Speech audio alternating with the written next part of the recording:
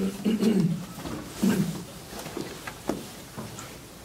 open week comes at the right time for our players. They just need to rest mentally and physically. This has been a special season, and our players have made an unbelievable run. The bigger goal is still to be met. The important thing is for us not to let one setback turn to frustration, excuse-making, lack of responsibility to poor individual habits. Always look at what we have left. Never look back at what we have lost. A losing team looks for excuses. A championship team looks for solutions. Some losses are only deposits for a later victory. We will practice Tuesday, Wednesday, and Thursday of this week. Today I'm going to meet with them, go over the tape from Saturday's game. Going to practice Tuesday, Wednesday, and Thursday. Give them Friday off. Come back on Sunday, get ready for Connecticut. We know this. We have a short week. We have a week with Connecticut, then we have a short week coming up with Rutgers. So we have 10 days to go plan. We're going to break down Rutgers this week, get that game behind us, and then get prepared for Connecticut later on in the week. Charlie, what defensively, what will be kind of the emphasis this week when trying to shore up everything? Concern on defense is tackling and just gap control. And just looking at Saturday's game, it was a player out of his gap, and then once the ball breaks the line of scrimmage, get the guy on the ground. And we didn't do it. We didn't get the guy down. I think it was maybe, if you look at the one throw to Lemon, he catches the ball, and then he's able to cut back on a free safety for a touchdown. The running back comes out there for 55 yards. The safety hit him. He breaks through the tackle for a touchdown. Then we give up another big long run. So it's all about tackling. It's about gap control, and it's what can be fixed. There's nothing that can't be fixed, and it's all about guys standing in their gaps, getting off of blocks, fitting blocks, and then getting the ball carrier on the ground. What was your message to them as far as you still have everything in front of you? I mean, you win these last 2 games, you still win the Big East, go to the BCS Bowl. And that's always been. And I told him, I said, guys, I know this. We go to Syracuse, we got our butt kicked in, but still, though, you still have to go beat Rutgers to go win it. So your goal is still there. So whatever is in front of us is still there. So it's all about taking care of Connecticut. Let's not worry about Rutgers.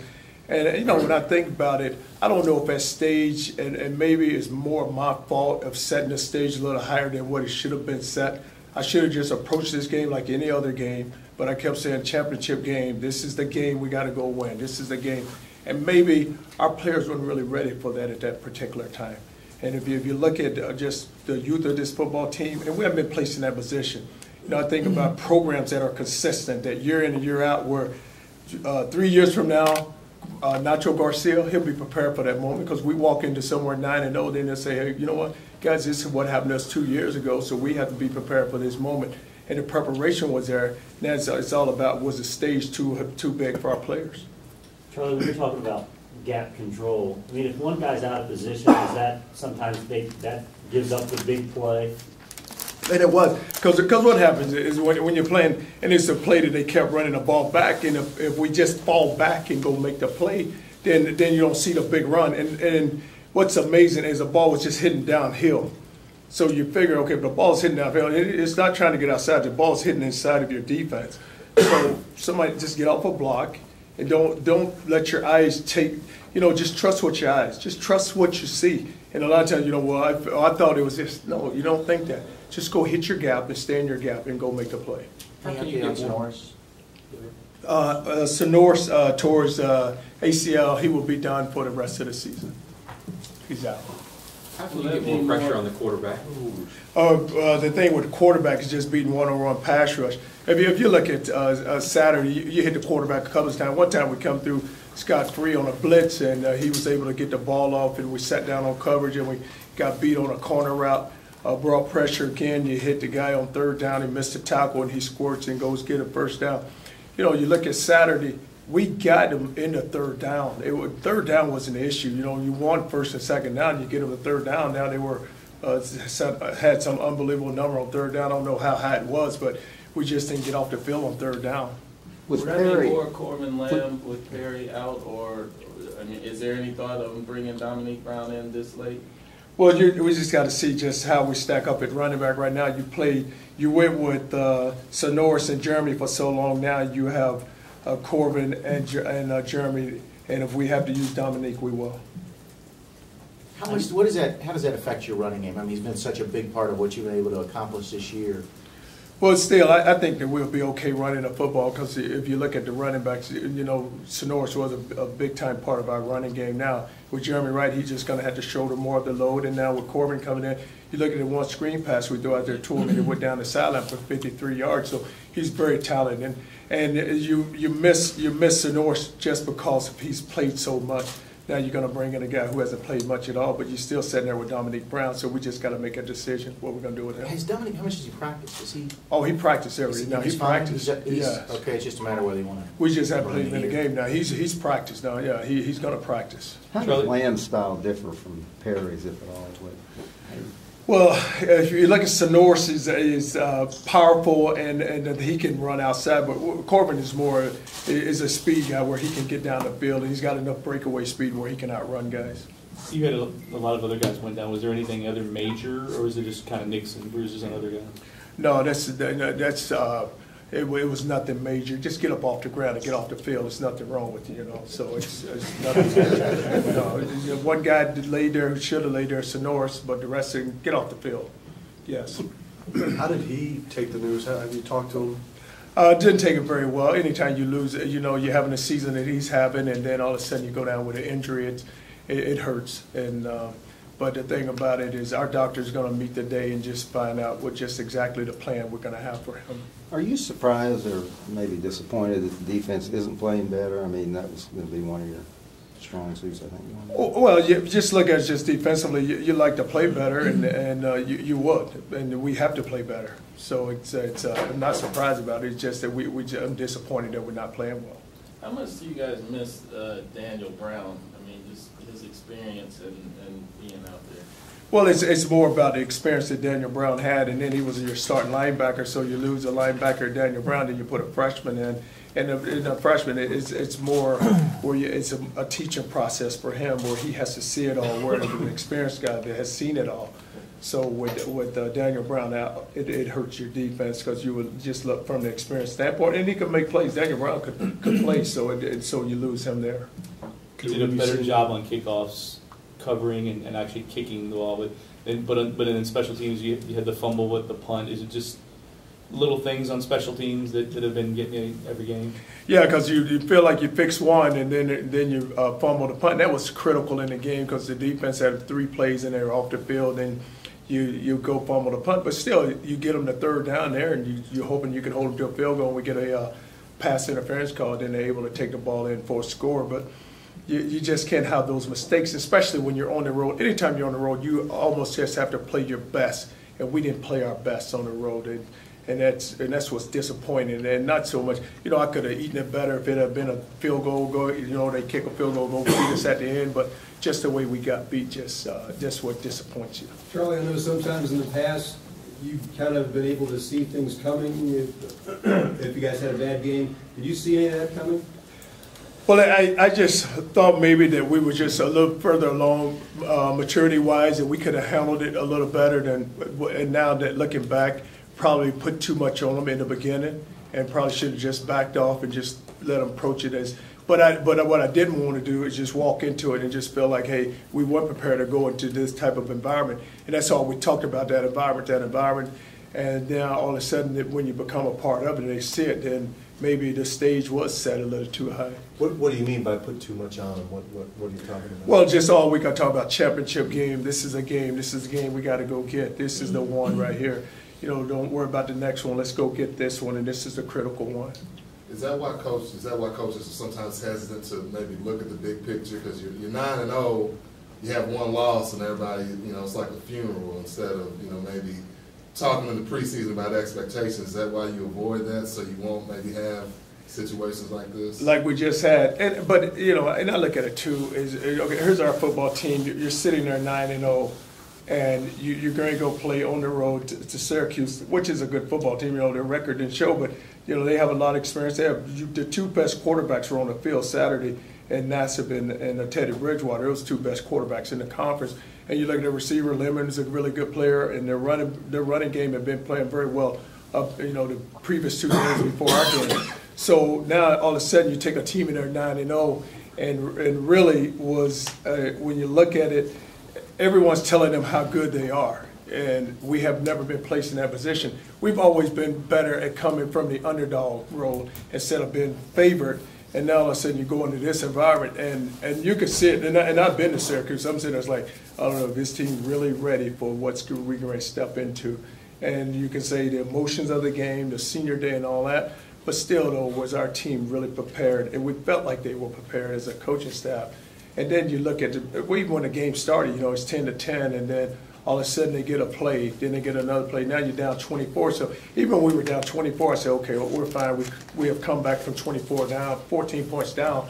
So it really doesn't bother me. But when they got up to the score right there before half, I think that was the one, because we didn't answer. We answered with a field goal, set up a touchdown. Will Gaines and DeBose be back for UConn, or what do they need to show you in the next 2 weeks? I haven't made that decision yet. They'll be back for UConn.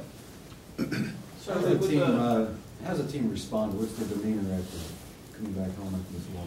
Well, it's not very good. I mean, you look at it, and you wouldn't just you got beat good, so the demeanor wasn't very good. They weren't, and but you know what? They need to hurt. They need to feel the pain of that loss, and now when they feel the pain of that loss, and then they feel the disappointment and how they really played, they need to feel it. And that's the only way the program will ever grow. Because if they just look at, hey, we just got beaten, and all the way down, farts and giggles, then it won't be. We can't learn from it. But we have to feel that pain. How do you expect them to approach the practice field when they do return for the first time? They'll come back. They'll step out there with the right mindset. But what's good is it's still there. The pitcher and the goals is still sitting there for them. So now it's all about, hey, let's go get the next one. No, let's not worry about Rutgers. Let's go get Connecticut now. Because if you go stub your foot against Connecticut, Rutgers don't really matter. So let's go take care of Connecticut. And their mindset, they'll get it back together. I mean, for 9 weeks they had it right. So now, you go lose one. So we can still have 2 to go. So in the Dominique Brown decision, how much will you weigh, just having him for essentially 3 games as a year, as opposed to saving him to play a full season down the line? Well, we'll weigh every option that we have available, but you have to look at it like this. If we get another running back hurt, then we're going to need someone to run the football too. So it's we know we still have to go win football games. And I would never want to take that away from someone.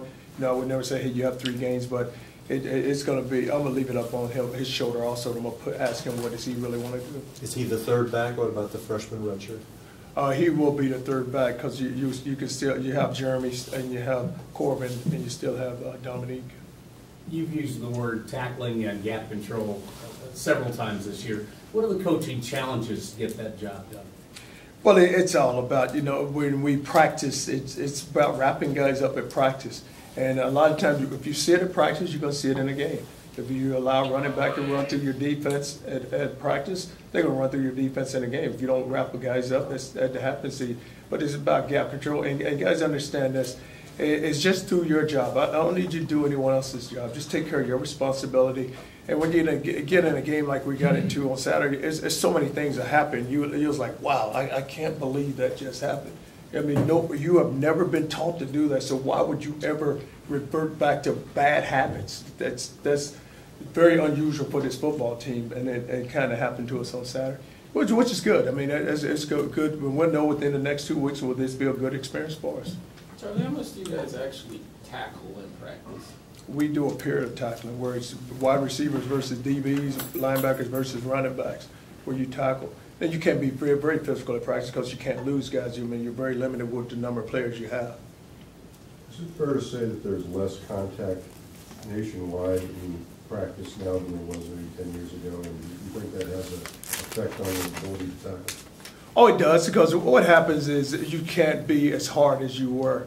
And because what you look at now is you don't play 10 games, so now you try to pull back because you don't want any injuries because you're very limited player-wise. So if you lose a player practice, then you're looking at yourself, why did I ever do a drill? I mean, we'll get the guy to the game. Let's lose him in a game. Let's not lose him at practice, hopefully. And then like D'Angelo Brown, we know he was at practice when someone fell on him.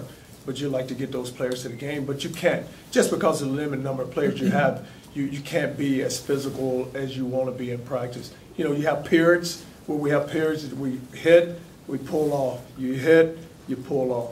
And that's how you have to practice. Has that changed in the last decade with all the concerns about concussions, et cetera? Oh, it has, but you know, it's just the way the offenses have changed the game also, because a lot of the up-tempo offenses, they don't want to practice against you because they're more, everything with them is all about timing and getting the ball out. And a lot of times, now here we do, but the different places, some places have been, the offense don't like to go against the defense because it's all about timing and, hey, let's get the ball out, and we got to work on spacing and we got to work on our timing. And I'd rather not go against the defense because you're not going to give us the looks that we want to see. Charlie, is there any chance Malden or Brown back for Connecticut, or is that still up in the air? I think it's still up in the air. I think that this week here is going to help us because we get the week off and then start on Sunday with just to see exactly where they are. Towards the end of the first half, it kind of looked like you took your headset off and walked away and kind of standing there. What were you thinking at the time? What was going through your head? You really want to know? Yeah. I can't say too many cameras. But no, I just looked at it and I was just so frustrated and I was just so pissed off that, you know, here's a football team and you have a lot that you're playing for, and then for us to step in this environment and that's not play. And like I said, we just didn't play the way, just up to our ability. It's just, we were just doing some things that it was just, you know, you sat there on sideline, I'm saying like, wow, I just can't believe to myself, I'm saying, I cannot believe this is happening to us. And it's not that you stop coaching, it's just like you just get so frustrated. I said, let's get us to halftime, let me get them in the locker room, and then I got some say to them, and then we'll get it right. Any changes? Any changes? Any champions? Champions? Oh, no, not when we lose a game, there's no champions, no. No champions when we lose. All right. Thank you, Coach. Good? Thanks, All right. Coach.